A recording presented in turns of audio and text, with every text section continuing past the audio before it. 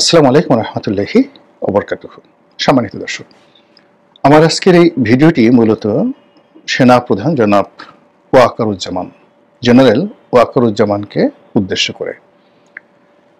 গত সেই July August বিপ্লবের পর থেকে আজ অবধি জনাব ওয়াকারুজ্জামান যা কিছু করেছেন, যা কিছু বলেছেন, আমি কায়মন বাক্যে তা বিশ্বাস করেছি এবং তার প্রতি আমার অগাধ আস্থা এবং বিশ্বাস এটা এখনো অটুট রয়েছে।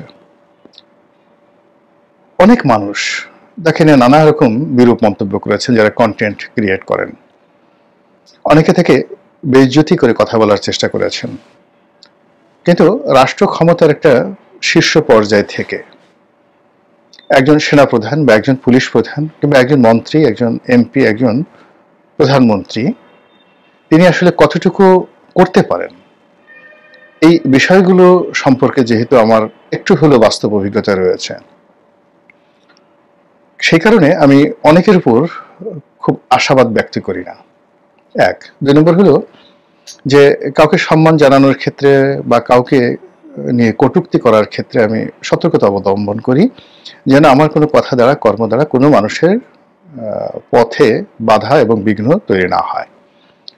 তো সেই ক্ষেত্রে জেনারেল ওয়াকারুজ্জামান যেন আমার দ্বারা কোনো অবস্থাতেই তিনি আহত না হন, আমি সবসময় চেষ্টা করেছি সেইভাবে আমার যে সংযম এটা প্রদর্শন করার জন্য। এখানে একটা বিষয় হলো যে আমরা সবাই স্পষ্টভাবে জানি যে এখন তিনটি ক্ষমতার বলয় রয়েছে। জেনারেল ওয়াকারুজ্জামানের নেতৃত্বে একটি বলয়, যেখানে রাষ্ট্রপতি সংগত কারণে তার সঙ্গে আছেন বা তিনি রাষ্ট্রপতির সঙ্গে আছেন। তার সাহায্য ছাড়া রাষ্ট্রপতি 1 মিনিট টিকে থাকতে পারতেন না এবং আগামীতে পারবেন না, এটা হলো বাস্তব অবস্থা। দ্বিতীয় হলো ডক্টর মোহাম্মদ ইউনূসকে কেন্দ্র করে একটি বলয়, আর তৃতীয় হলো বহিঃশত্রু, বহির্দেশ বা বন্ধু দেশ।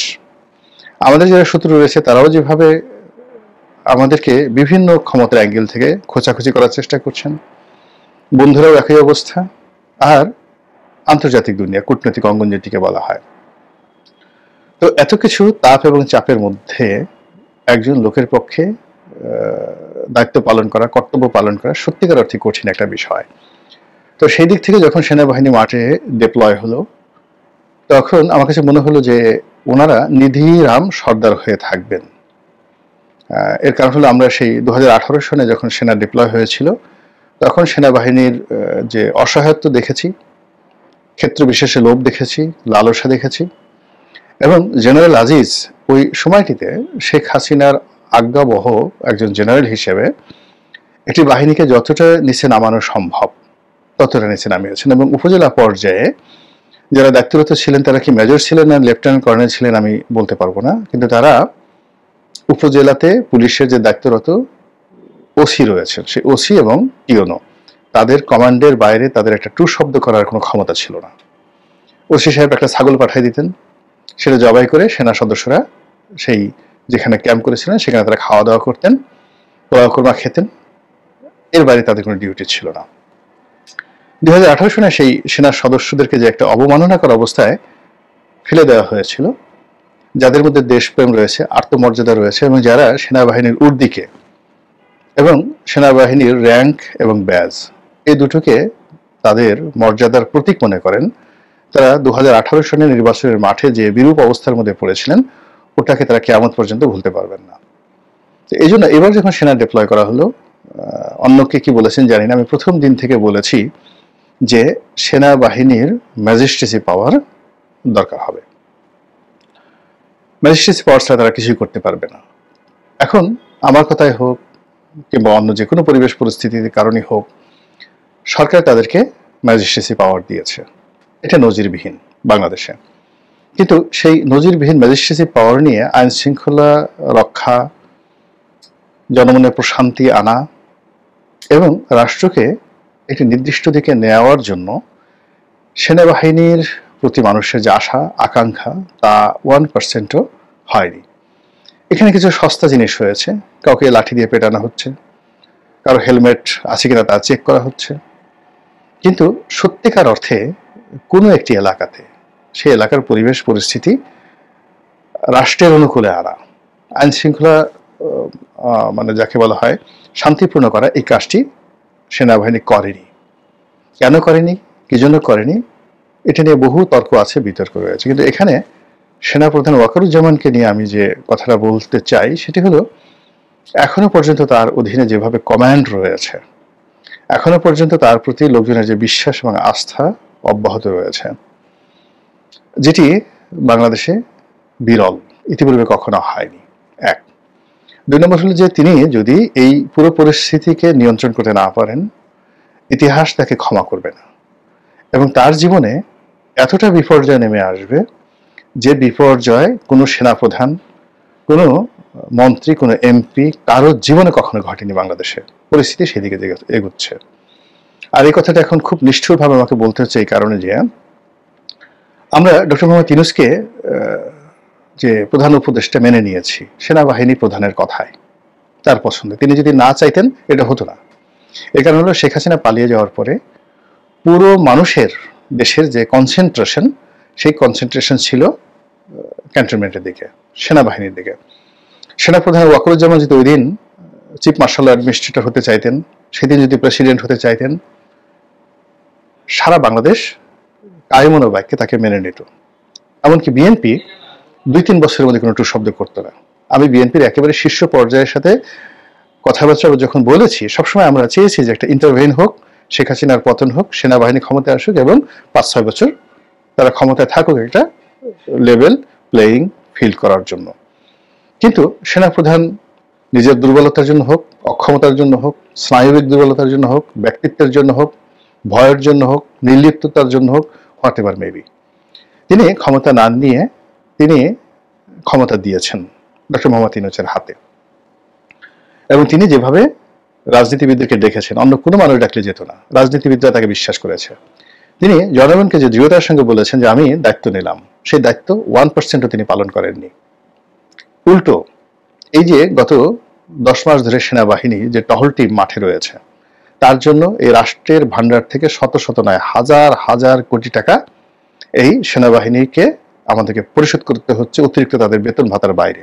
তাদের গাড়ির তেল, তাদের ক্যাম্প ফি, এবং যখন এই অবস্থা থাকে তখন তাদের যে অতিরিক্ত ভাতা দিতে হয়, সে ভাতা বাবদ এ যাবৎ কত হাজার হাজার কোটি টাকা খরচ হয়েছে, বিনিময়ে আমাদের কি লাভ হয়েছে। তিনি বহুবার বহু কথা বলেছেন, তার একটি কথা বাস্তবায়িত হয়নি। তিনি হুমকি দিয়েছেন, ওটা করেছেন, ওটা করেছেন, কিন্তু অল্প কয়েকটি কথা, কেবলমাত্র বিডিআর এর যে পিলখানা হত্যাকাণ্ড, সেই হত্যাকাণ্ডের তদন্তের ব্যাপারে তিনি যে ধমক দিয়েছেন, সেই ধমকে যে নো বাট নো ইফ, এটা শতভাগ হয়েছে। এর বাইরে তার ডিসেম্বর মাসের মধ্যে নির্বাচন হওয়া, আইন শৃঙ্খলা রক্ষা করার ব্যাপারে তার কমিটমেন্ট, অন্যান্য যে সকল কথাবার্তা, একটিও হয়নি। বরং গণভবনের সঙ্গে, মানে যমুনার সঙ্গে, অর্থাৎ প্রধান উপদেষ্টার কার্যালয়ের সঙ্গে বঙ্গভবনের যে দূরত্ব তৈরি হয়েছে, এবং রাষ্ট্রপতির মতো একটা পদ যে অসম্মানজনক একটি অবস্থায় পড়েছে, এই দায়িত্ব সেনাপ্রধান এড়াতে পারবেন না। এর কারণ হলো এখনো পর্যন্ত মানুষ তার দিকে চেয়ে আছে। আজকের এই ভিডিওর সবচেয়ে মূল উদ্দেশ্য হলো যে তিনি সম্প্রতি মবের বিরুদ্ধে খুব স্ট্রং একটি অবস্থা নিয়েছেন। সারা বাংলাদেশে মব হবে না, মব বন্ধ করা হবে, এবং মবের সঙ্গে যারাই জড়িত হোক, সেটা বিএনপি তারেক রহমান সাহেব হোক, জামাতের আমির হোক, কিংবা ডক্টর মোহাম্মদ ইউনূস নিজে হন, সেনাবাহিনী, পুলিশ, অ্যাডমিনিস্ট্রেশন তাদের বিরুদ্ধে ব্যবস্থা নেবেন। এবং এই কথা সেনাপ্রধান যে দৃঢ়তার সঙ্গে বলেছেন, সেটা আমরা বিশ্বাস করেছি, কিন্তু তার 1%ও বাস্তবায়িত হয়নি। ইন্টারনেটে দেখেন কত পরিবারে যে সকল নোংরামি চলছে, স্বামী স্ত্রী তারা যেই যাকে বলা হয় স্বাভাবিক অবস্থাতে স্বামী স্ত্রী রয়েছে, সেই রুমে মব করে ঢুকে পড়ছে, এবং উভয়কে উলঙ্গ অবস্থায় সেখানে তাদের ভিডিও ধারণ করছে। সম্পূর্ণ উলঙ্গ অবস্থায় একটা মেয়ের ছবি ইন্টারনেটে ভেসে বেড়াচ্ছে, গৃহবধূর ছবি, হাতে পা ধরে কান্নাকাটি করছে, সম্পূর্ণ উলঙ্গ, নিজের বেডরুমে। এই ঘটনা কেন ঘটছে বাংলাদেশে? এবং আজকের এই ভিডিওর মূল উদ্দেশ্য হলো যে এই যে মবক্রেসিতে একজন সাবেক প্রধান নির্বাচন কমিশনার এবং বাংলাদেশের একজন মহান মুক্তিযোদ্ধা, তিনি যে অন্যায় করেছেন 18 নির্বাচনে, সে অন্যায়ের বিচার হবে, ক্রস ফায়ার হবে, ফাঁসিতে লটকান, 10 বার তাকে ফায়ারিং স্কোয়াডে পাঠান, ভিন্ন জিনিস। কিন্তু যে অপমান তাকে করা হয়েছে, এটা কোনো অবস্থাতেই মেনে নেওয়া যায় না। এই দায় দায়িত্ব সেনাপ্রধান কিভাবে এড়াবেন? এখন কি করবেন? যারা মব করেছে তাদেরকে ধরবেন? এই মবের পেছনে কি যাকে বলা হয় অনেক মাথা নেই? এই ঘটনার সাথে কি অনেক রাজনৈতিক শক্তি জড়িত নেই? তাদেরকে কিভাবে শাস্তি দিবেন? খালি ওই যে ছেলেটা ওখানে গিয়ে মানে জুতোর মালা গলায় পরিয়েছে সে জড়িত না, তার পিছনে আরো অনেকে জড়িত আছে। কেন এই জিনিসগুলো হচ্ছে? হাইকোর্টে কি হচ্ছে? বিচারকরা তারা কলম ধরতে সাহস পাচ্ছে না। যে ফাইল, যে মামলা, সেই গত মানে 10 মাস 12 মাস ধরে এক একটা মামলা ঝুলছে, শুনানিতে আনা যাচ্ছে না। সাধারণ মামলা, এই মামলার সঙ্গে ট্যাক্স জড়িত, এই মামলার সঙ্গে রাজস্ব বিভাগ জড়িত, এই মামলার সঙ্গে রাষ্ট্র জড়িত, রাষ্ট্রের স্বার্থ জড়িত, অর্থনীতি, শিল্প, কলকারখানা জড়িত। কোনো বিচারক সেই মামলা মানে যাকে বলা হয় তারা শুনানি করতে সাহস পাচ্ছেন না। শত শত হাজার হাজার মামলা। এই যে একটা কোর্ট একজন বিচারপতিকে ডিম মারা হলো প্রকাশ্য কোর্টে। এখন একজন বিচারপতিকে প্রকাশ্য কোর্টে ডিম মারা হলো এবং সেই বিচারপতিকে আবার ছুটিতে পাঠিয়ে দেওয়া হলো। তারপর সেই বিচারপতির কোর্ট ভেঙে দেওয়া হলো। এখন গিয়ে দেখো তো সেই বিচারপতিকে যেদিন তাকে ডিম মারা হলো সেই দিন থেকে আজকের দিন পর্যন্ত শুধুমাত্র ওনার বেঞ্চে কত শত মামলা ঝুলে আছে এবং সেই মামলাগুলোর আর্থিক গুরুত্ব কত হাজার কোটি টাকা। শুনানি হয়নি, একটা মামলার শুনানি হয়নি। সেই কোর্ট ভেঙে আবার যে নতুন কোর্ট করা হয়েছে সেই মামলাগুলো এখনো ট্রান্সফার হয়নি এবং নতুন যে বিচারক দেওয়া হয়েছে সেও সেইভাবে মামলা পরিচালনা করছেন না, ভয়ে আতঙ্কে। এবং আমি যেটা দেখেছি যে ওই যে বিচারক যিনি যাকে ডিম মারা হয়েছে সে শহীদ জিয়া সম্পর্কে নাকি বিরূপ মন্তব্য করেছিল কোর্টের মধ্যে। তো তার কোর্টে, ফুল বেঞ্চ কোর্টে সে যে কোনো মন্তব্য করতে পারে, এটা বাইরে এটা নিয়ে বক্তব্য দেওয়ার মতো কিছু নেই। এই স্বাধীনতা তার আছে। পার্লামেন্টে যে কোনো বক্তব্য, সেখানে শেখ হাসিনা নিয়ে, খালেদা জিয়াকে নিয়ে কত বাজে কথা হয়েছে, জিয়াউর রহমানকে নিয়ে কত বাজে কথা হয়েছে, পার্লামেন্টে ওইটা তার একটা স্বাধীনতা রয়েছে। তেমনি বিচারক তার রায়ে বা তার কোর্টে তার যে ফুল স্বাধীনতা দেওয়া আছে যে কোনো কথা বলার, সেটা আইনগতভাবে মোকাবেলা করতে হবে, সেটা ডিম মেরে নয়। এই কাজ যারা করেছে কিচ্ছু হয়নি, কিচ্ছু হয়নি। ফলে কি হলো? যে বিচারক তিনি একজন মানে প্রফেশনালি, আমি তাকে ব্যক্তিগতভাবে চিনি না, আমি তাকে শুনেছি তিনি প্রফেশনালি অনেস্ট, আমি তার নামও জানি না, অনেস্ট, এবং প্রতিদিন 80 থেকে 90টি মামলা তিনি নিষ্পত্তি করতেন। যেদিন ডিম খেয়েছেন তারপরের দিন থেকে ডেইলি 2টো করে মামলা তিনি নিষ্পত্তি করেছেন, নট মোর দেন 2। এইভাবে কয়েক মাস চলেছে। আর যত মামলাগুলো তার ওখানে ছিল সেগুলো দীর্ঘমেয়াদে ব্ল্যাকলিস্টেড হয়ে গেছে। এরপর তাকে 3 মাসের ছুটিতে পাঠিয়ে দেওয়া হয়েছে। এখন তার চাকরি আছে কি না আছে জানি না, তার যে বেঞ্চার ছিল সেটা ভেঙে দেওয়া হয়েছে। আমি জাস্ট একটা উদাহরণ দিলাম, এরকম হাজার হাজার ঘটনা ঘটেছে। এই দায় দায়িত্ব সেনাপ্রধান এড়াতে পারেন না। সর্বশেষ তিনি মবের বিরুদ্ধে যে কথা বলেছেন, সে কথা বলার পরে এই যে সিসি নুরুল হুদা সাহেব পুরো দক্ষিণাঞ্চলে তার মতো, তাকে বলা হয় টাইগার হুদা, তার মতো ওইরকম সাহসী বীর মুক্তিযোদ্ধা একজনও নাই দক্ষিণ অঞ্চলে। শাহজাহান ওমর, নুরুল হুদা, ওনারা এই সমপর্যায়ের যোদ্ধা ছিলেন। একজন সিভিল সার্ভিসের কর্মকর্তা হয়ে তিনি পুরো পটুয়াখালী ডিস্ট্রিক্টের কমান্ডার ছিলেন। তার দ্বারা আমি সবচেয়ে বেশি ক্ষতিগ্রস্ত হয়েছি, তার দ্বারা, তার ভাগ্নে দ্বারা। তারপর আমি বলছি এই কাজটি করা একেবারে অনুচিত এবং এই কাজটি হয়েছে, এই কাজের জন্য ডক্টর মোহাম্মদ ইউনূসকে জবাবদিহি করতে হবে আগামীতে। এই কাজের জন্য সেনাপ্রধানকে জবাবদিহি করতে হবে আগামীতে। এবং এখন এই সিসির এই ঘটনার পর পুরো অবস্থাতেই আপনি শত সেনাপ্রধান তো দূরের কথা, আমেরিকার প্রেসিডেন্ট এসেও এই বর্তমান যিনি প্রধান নির্বাচন কমিশনার রয়েছেন তাকে মুভ করাতে পারবেন না। ফলে নির্বাচনের 12টা বেজে গেল। এই একটা কাজে পুরো নির্বাচন কমিশনের মধ্যে যে আতঙ্ক ছড়িয়ে পড়লো, এর ফলে কিসের ফেব্রুয়ারিতে নির্বাচন, যত সব কাজ কথাবার্তা, এই জিনিসগুলো আমাদের যে সম্মানিত সেনাপ্রধান তাকে বুঝতে হবে যে তিনি কি করে চলেছেন, তার প্রতি জনগণের বিশ্বাস কি, আস্থা কি। আজকে আমার মতো মানুষকে কেন এই কথা বলতে হলো? আল্লাহ আমাদের সবাইকে হেদায়েত দান করুন এবং হেফাজত করুন।